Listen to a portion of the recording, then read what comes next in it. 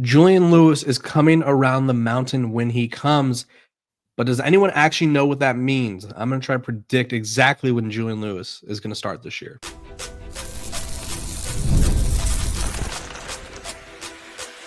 You are Locked On Buffs, your daily podcast on the Colorado Buffaloes, part of the Locked On Podcast Network, your team every day.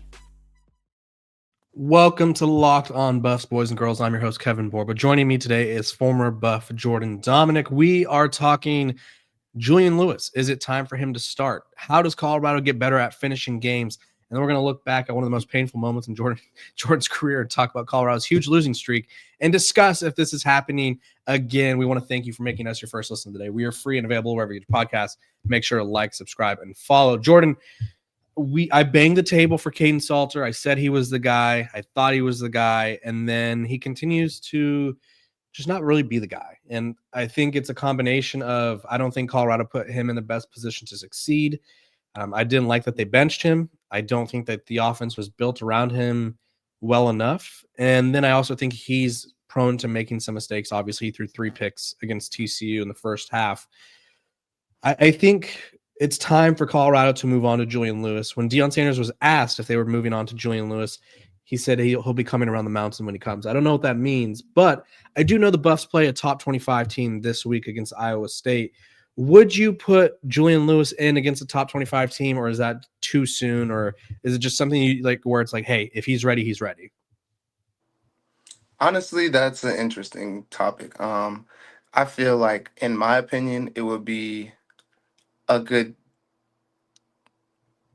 thing, not necessarily the greatest thing, but I think it would be a good thing if you were to get experience going into this game. But I still believe that Kaidon Salter is your guy through and throughout the year. Okay. Juju's already missed about half I wouldn't say missed this half the season, but he hasn't played for about half the season, and then throwing him in the fire against a top 25 team is, interesting. Interesting to Fun say word. the least. Like it'll be that would be, there's not much I can say about that. My Would you honest do it? opinion, I would not. Okay. I would not. I would not throw a freshman quarterback that is still I think he may have just turned 18 or he's still 17. I'm not sure which one. Mm-hmm. But I would not throw a freshman quarterback in against a top 25 team. This is not the game that you want to really start trying to test your mettle with the youngsters. It could be a great, it could go both ways, but I feel like it could go both ways badly. Like if he wins the game and he goes out there, greatest confidence booster ever for a freshman. But you start a freshman against a top 25 team after only having been played against Delaware Yeah. and throw him into an offense that hasn't been, as powerful as they've wanted it with Kaidon Salter. And now you're Mhm. throwing a freshman in at the helm that hasn't really gotten much game experience against a team that is pretty well experienced and well versed when they come to playing with each other. Um, I don't see Julian Lewis starting this game. I think if the score were to go, up high enough or low far enough, I feel like he would get a little bit of experience in.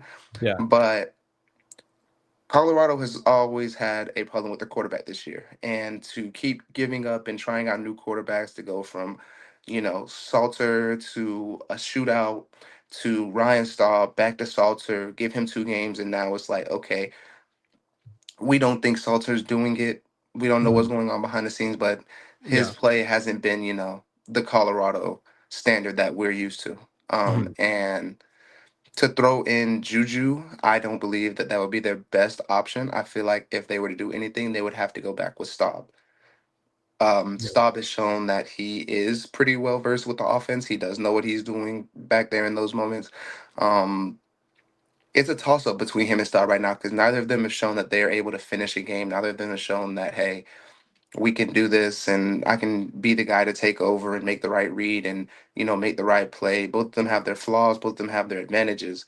Right. But we haven't seen the killer instinct from either one that they've talked about. And Coach Prime speaking on Juju and you saying, you know, he'll come around the mountain when he comes. I feel like that's a subtle nod. It's not that we're going to use him now and waste his red shirt, considering that he hasn't played for 5, 6 games. Mhm. Um, I think it's more so this is going to be a building process for Juju, not the team, for Juju. Yeah. He's going to get used to being able to be in those kinds of situations. I'm not saying that he's going to start, but I feel like they're going to use him in those signs of certain situations and everything. And uh, I feel like he'll get enough experience that next year when they come back, they'll have him as a starter for sure. Like I Yeah. believe that Juju is the future, and if they were to look towards the future, they would want to get Juju experience now, without burning his full red shirt. Yeah. They stick out with Kaidon Salter. They need to stick out with Kaidon Salter. Caden's been the one that, through thick and through thin, he's still there. He had the issues, whether it was, off the field or on the field, with the coaches that he has worked through, and he believe Coach Prime talked highly on him. I believe that Caden Stalter still can be the person for Colorado. He's shown that he has great flashes. He's shown that he has good talent, natural run ability. He has an arm. He's able to throw the ball. It's just he he panics a little bit in the pocket. He panics a little bit and tries to force a big play when it's not. And we saw that with TCU when they ended up with 3 picks in the first half. And not saying that, TCU was the absolute best of the best, but I feel Right. like Kader Salter could have made better decisions in those Mhm. certain situations. He had open players, he had open receivers. I feel like that he either looked off and took Yeah. off running or overthrew trying to go for a big chunk of yards, and it Yeah. ended up backfiring on him. So Yeah. Caden Salter, he has this talent. It's just we're not seeing him put it all together this year. And I didn't watch enough of him at Liberty to really know if he constantly throws sidearm, but that was something that RG3, who was calling the game, he was focused on a lot. He's like, he's throwing a lot of passes sidearm, and it's kind of affecting his accuracy. In terms of Julian Lewis starting, I think the hard part is I feel like you want to keep Julian Lewis happy because obviously he's the future, right? You, as much as you want to contend for something, if you quickly realize like, hey, this isn't our year, I don't think you keep throwing Caden Salter out there because I mean, at the end of the day, like this is the cutthroat part of college football is like Caden Salter is not the future of the program. Like he was never going to be. He was just sort of like a stopgap for Julian Lewis. But I do think that there's probably a better time to bring Julian Lewis in now that we're talking about it because you mentioned something that really stuck out to me, which is his red shirt. I believe Julian has only played against Delaware, so that's one game, right? So you get 4. You can play in 4 before you have to red shirt. I think Iowa State and Utah, which Utah's probably going to be ranked when Colorado plays them, both really tough defenses, both really tough teams to sort of just throw a true freshman in against. So I would probably wait until November 8th at West Virginia. Obviously, you on the road is a tough start, but West Virginia is probably the worst team in the Big 12 or one of the worst teams in the Big 12. And then you have Arizona State and Kansas State, right? You sort of preserve Julian Lewis for those last 3 games. At this point, you give Caden Salter 3 more games to figure it out, or Ryan Staub, whoever. And then the last 3 games, you go, okay, Julian, this is you. Like we're getting ready for next year. We're getting you ready. We're getting you snaps. So yeah, I think you could attest to this. I think it'd be important to preserve his red shirt, so that way, like you still get Julian Lewis for X amount of years, right? It doesn't feel like okay, we burned his red shirt just to go 5-7 or whatever it is, right?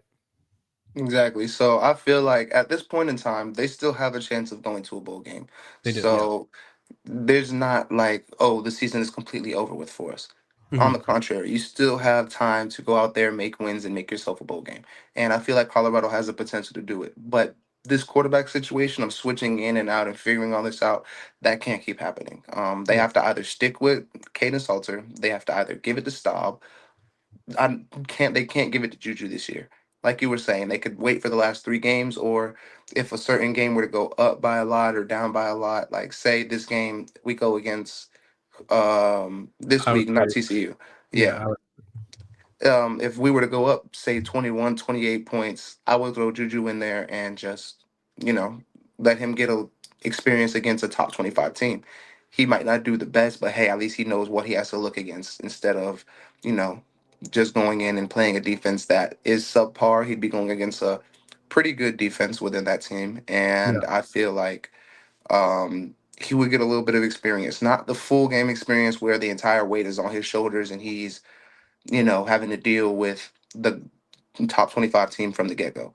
You yeah, know, I would rather him go in there, whether they're up by a lot or down by a lot, and just, get out there, get a little bit of experience in, and then the last 2 games of the season, last 3 games of the season, possibly throw him in there. Um, but Julian Lewis is definitely the future. We Yeah. have Kaidon Salter. He's right now. He needs to figure it out and lead this team to a bowl game. It's either going to be on him or it's going to be on Stop. And I feel like they're sticking with Caden because they've had this quarterback issue all year, and they can't just keep going back and forth and back and forth. Right. Um, I believe that they're going to stick with Salter all the way until they either reach a bowl game or they don't reach a bowl game. Yeah. And And I think that's sort of, I feel weird because I was like, why did you go away from Salter? And like now I'm like in my head, I'm like, it's time to go away from Salter. But it's like I'm a hypocritical now because it's like you got to ride with him for at least the next few games, right? Just give him time, I guess. I don't know. I think the hard part with the Salter thing is like we've seen the flashes, but we've also like have seen the struggles, and it's like it yeah, feels like the struggles are outweighing the flashes. So it's like you want that to turn around, but you can't keep giving up on quarterbacks because that sets a bad precedent. Because even then, it's like if you're Julian Lewis, it's like okay, how long do I get before they turn on me, right? Like yeah. I think Shador Sanders. This is a weird sort of thing, but like Shador Sanders almost spoiled Colorado in a way I was because about of to say the exact same thing. I it's was going to like, say we're so used to like yeah, Colorado's so used to under the prime era having top, in my opinion, top 32 quarterback, and they just I feel like they have it spoiled. I feel like yeah, Colorado isn't used to um, winning as many games because if we were to talk about the time before Coach Prime era, um, I'm not saying that Colorado wasn't the best, but records do speak for themselves. they weren't And great. They weren't great. yeah, and they've had great college quarterbacks, so I guess Yeah. Colorado would definitely know like what it takes to be a good college quarterback. So they have Mhm. a pretty keen eye. But I do feel like we haven't give Caden Salter the full benefit of being a true quarterback for Colorado. Yeah. Um, To go from Shador, who like holds the NCAA record all time for completion percentage and like was literally wheeling and dealing, even like when you guys in your 2023 season, even when you guys were struggling, it felt like Shador was like always trying to like he was always making plays. Like there was yeah, no game where it was like okay, Shador threw 5 picks and we were out of it by the first quarter. Like that didn't happen, right? Like there yeah. was no Caden Salter game where it's 3 picks in the first quarter and we're blowing leads. Like Shador was doing his thing, and I think it sort of set Colorado fans up to be like, all you have to do is be Shador. And it's like, guess what? Not many people are Shador, so that's Not many people can be. But then again, yes, Caden Salter, I feel like with we've talked about it time and time again. He's shown flashes. He's shown talent. He's mhm, shown that he can make a proper read and make a proper throw and gain chunks of yards. At the yeah, end of the day, though, he simply just has to put it all together. yeah, We're not asking you to be Shador. We're just asking you to be the best Caden Salter you can be. yeah. Simple as that. We'll find out if we get the best version of Caden Salter, or if maybe Julian Lewis comes around that mountain sooner than we thought. When we come back, we're going to talk about why Colorado cannot finish games and why the second half has been a killer for them. But first, a quick break.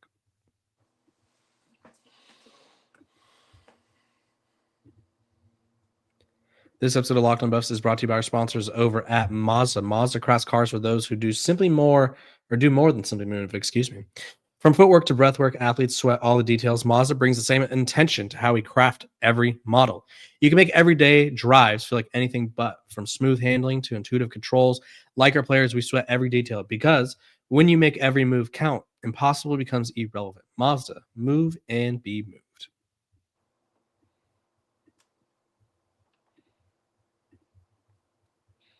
This episode of Locked on Buffs is also brought to you by our sponsors over at Monarch Money. Most people can't name all their financial accounts or even what they're worth, whether it's 401ks, properties, or investments.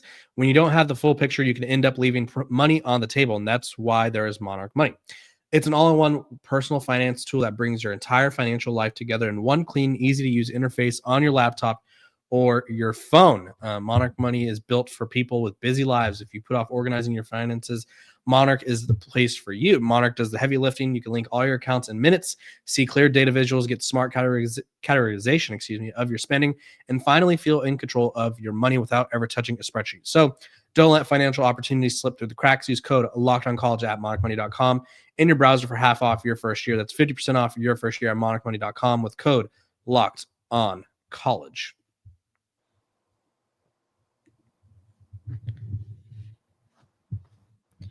Welcome back to Locked On Buffs. Appreciate you guys for tuning in every single day, making us your first listen of the day. We're free and available wherever you get your podcasts. Make sure to like, subscribe, and follow. It's Kevin Borba. It's Jordan Domineck. Jordan, we're talking about why Colorado has a tough time finishing. And I wanted to bring out a stat that I saw online on the web, if you will. Scott Proctor of DNVR reported that Colorado is being outscored 86-53 in the second half. And the only time they've outscored a team is against Delaware. So basically, Colorado is, 86 minus 53. For you math whizzes at home, that's 33. They have a minus 33 differential, right? They are not, for whatever reason, they're unable to get things going in the second half. So, Jordan, talk to me about why that is and how that could change. I feel like Colorado either starts slow when it comes out to the second half, or they're just not mentally prepared, because they've shown in the first half of the game, they show that they can play with anybody. They show that their run plays work. They show that their pass plays work. I feel like what hurts Colorado a little bit is that they're not as creative with their play calling as other teams. Um, Once Colorado finds something, especially when it comes to passing, once Colorado finds something that works, I feel like they try to go back to it a few too many times. Um, You can say that again. but That's where one of the kicks came from Kaidon Salter. They ran the exact same play that they scored a touchdown on. They ran it again, and it got picked off. that's what once Yeah. you get into that situation, the defenses pretty much know exactly what your playbook is going to be. Yeah. Colorado has to be more creative when it comes to play calling. Kaidon Salter has to be more creative when it comes to figuring out his reads, not just trying to go for the touchdown pass every time, but look through all your reads. Make your, you're a runner. Kaidon Salter is an active runner. He's a running quarterback. Make something happen with your feet, even if it's a play that you feel like, you think you can make that throw, Yeah. but at the end of the day, you want to get first downs. You need to get touchdowns. You don't want to force everything on a rip that could possibly be an interception when you throw into double coverage, especially if the quarterback, oh, not the quarterback, if the defense knows what play is coming. Which I have a question for you specifically about defense now that we're talking about Salter running. I think when he struggles the most is when they spy him. So Mhm. obviously you didn't play quarterback, but you played on defense. So what is the easiest way to, I guess, if you guys are spying someone, how does a quarterback avoid that? Or like, how do they break through that? There isn't much that you can do when it comes to a spy. The spy is always sitting on the running quarterbacks. That's a really good defensive strategy that they've been using. And TCU used it. I believe Houston used it.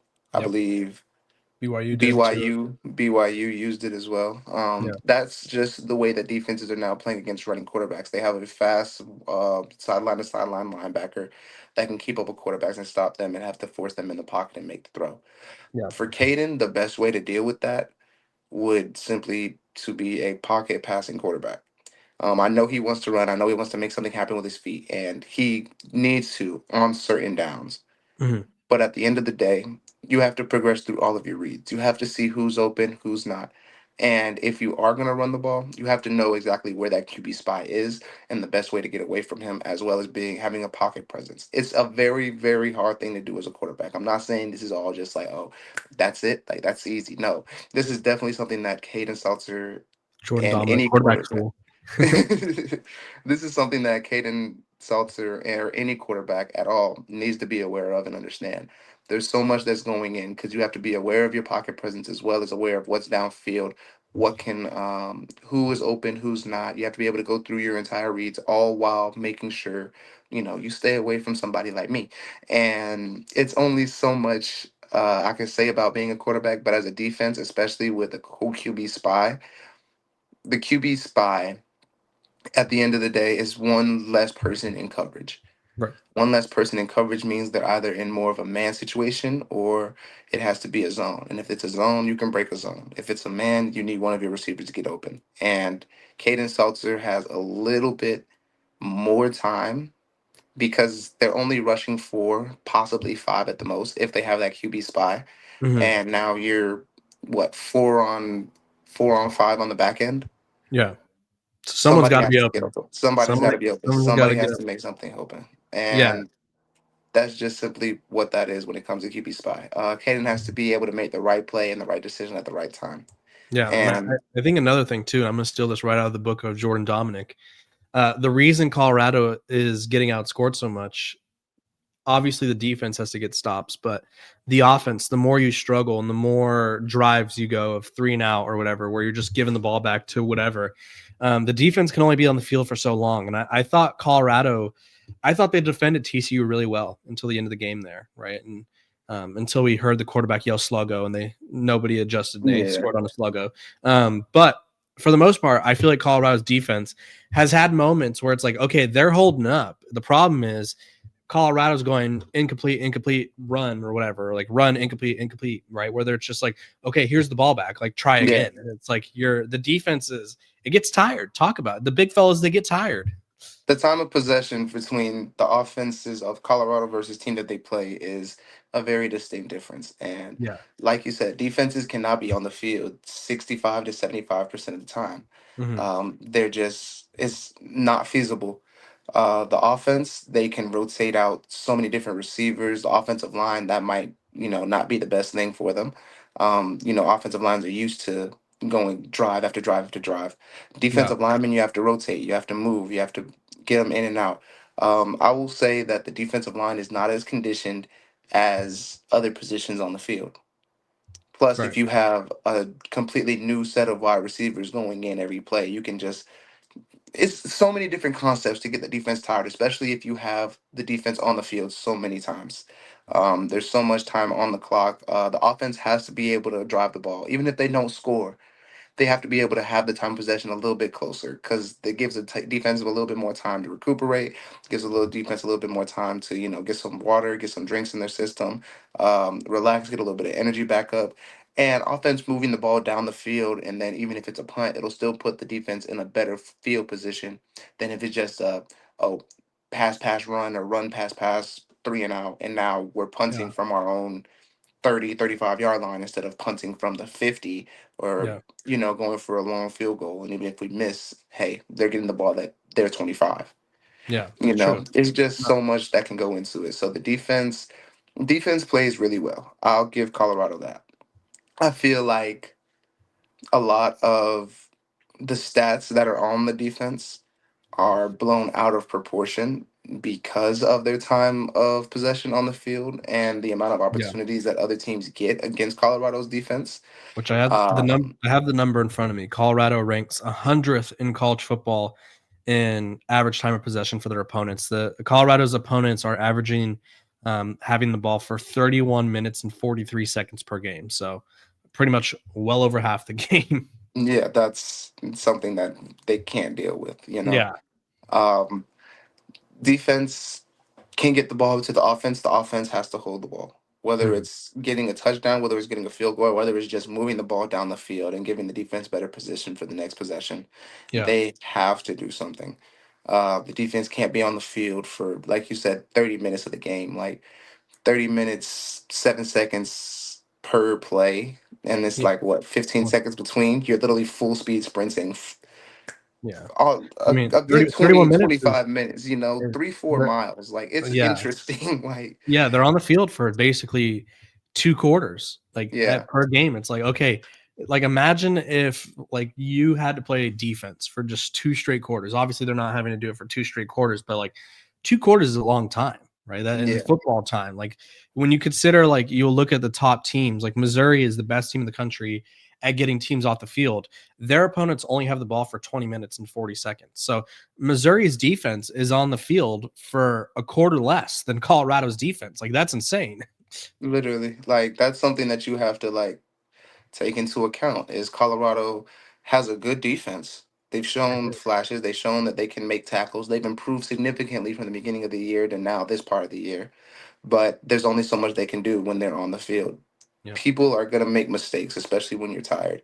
The best way to eliminate mistakes is to eliminate the possibility of being tired. And the best Yeah. way to do that is to get off the field. Yeah. Getting off the field, easier said than done. When we come back, we're going to talk about ending a losing streak and sort of what goes into, I guess, the start or the snowball effect of a losing streak.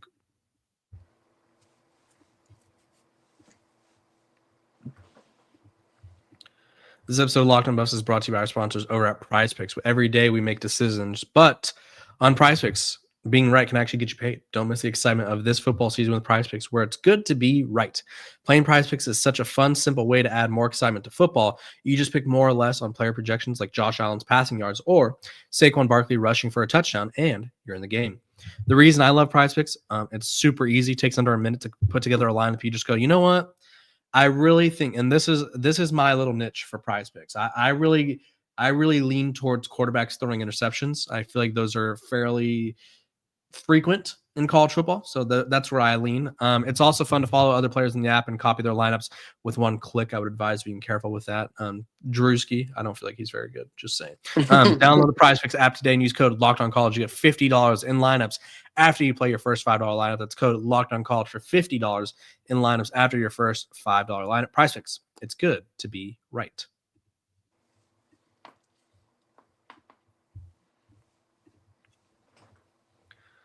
Okay, Jordan, let's talk about one of the weirder times in your career. Colorado lost 7 of, I think, their last 8 games. Or no, that sounds right. Yeah, 7 of their last 8.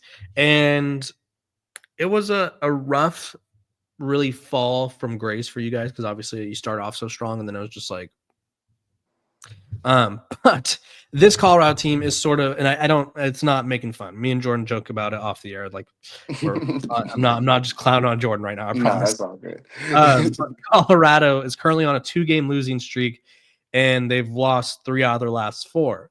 Now, Iowa State and Utah are both very tough matchups. How do you end a losing streak? Like, what goes into that? Everything, and it's interesting. Everything, literally. The best way to end a losing streak is to rebuild your confidence. The quarterback, it starts from the top down. So Coach Prime has to go through and bring confidence to his team. The best way to go through that is through the coaches. The best way the coaches can go through that is through the leaders in their group rooms. The quarterback has to take control of the offense. The linebackers have to take control of the defense. Going into this week, you could possibly hear about, the defense or the offense starting slow in practice, something like that. The mentality might be a little off. A little confidence might be, you might have taken a little hit to your confidence recently. That's something that the team is going to have to mentally get through. The mentality is the main thing that's going to get you through this right now. You have to have a winner's mentality. You have to have that killer instinct. You have to have that dog in you. You have to be willing to go out there and still give it your all, even though you've lost 2 straight games. Hey, now you need to move with a sense of urgency. You only have so many more opportunities left to be able to make it to a bowl game. No matter what bowl game it is, you only have so many opportunities left. Yeah, it's You true. have to, but you still have the opportunity. You still have the chance to do it. Right now, that they need to take that fire that they've been using since, what would you say, off season? Yeah. All the energy that they had, all the energy that they showed throughout the videos, through Bucky's videos and everything like that, through Darius's stuff. They have to show that, hey, we're still that same team. We can still bring the energy. We can still bring the juice. And they have to learn how to finish games. They have to learn how to be more creative. They have to learn how to be, and I'm saying this like it's not almost halfway through the season, like it's not already through the season, but Yeah. they need to, I mean, something's got to change, right? Like, and something I, has to change. yeah, I And I think feel like that's they the hard need part. to, oh, for sure. They need to, they found their identity. They've shown what they can do. Now they need to hammer it home. They need Yeah. to finish creating their identity. They need to finish literally everything. Defense has shown that they can play on the offensive side of the ball. They've shown that they can make plays. They've shown that they can get interceptions. They can get takeaways. They can get TFLs. They can get sacks. The offense now has to show that they can go drive down the field and score on any team. They've shown it before, but then I don't know, it gets lackadaisical, I guess, at times or whatnot during the team. Yeah. They have to put their foot on somebody's neck and learn how to press it down Yeah. and not stop. That's the point right there. I think they don't have that ability yet, and that's what's killing them. Is like they've blown 2 14-0 leads in a row against teams that I think from the outside looking in, people are like, oh, BYU is way better, or TCU is way better. And I think Colorado looks like the better team at times against both of them, but they lack that killer instinct. And so I think in order to end this losing streak, it's like you have to sort of make the adjustments, which sounds so simple, and it's like obviously like make the adjustments, but they haven't yet. So that's where it comes down to. So Jordan, one final question before we go. If you could give one piece of advice to Colorado players, like if they're like, hey, JD, like we're struggling, like what would you tell them? Put you on the spot here because There's so much. For me, it's yeah, you simply only get one piece. This is like, hey, this would be the JD Bible, if you will. at the end of the day, it's a one-on-one battle. Mm, You need to win more times than you lose. fair enough. Fair enough. I mean, simple as that, right? That's the game of football. It's just winning one-on-one reps for the most part. So, Jordan, appreciate you hopping on. Tell the people where they could find you, what you're working on over there, and we're going to continue to have some fun, of course, over here on Locked On Buffs. Man, you know it. We got a few things working on right now. Yeah. I do have a UFL workout coming up. That's just a little personal thing. Ooh, A couple of articles that I've still been writing once again, and nice. I'm looking into a new sport. Actually, I can get more information on that the longer I work in it. But There we until go. something's official, we will see what happens. There we You go. can. You Man, already know how everything goes. You have my Twitter. I'm gonna retweet and repost everything about this video. My yeah, Instagram, jdomineck42. Everything's simple. Find me, ask me any kind of questions you want, because I definitely want some questions so that we can answer live on air for Locked On Buffs. yeah. Uh, Go You Buffs. heard the That's man. all it Ask him is. some questions. we appreciate you guys tuning in, though. I'm Kevin Borba. He's Jordan Domineck, and we will see you guys next week.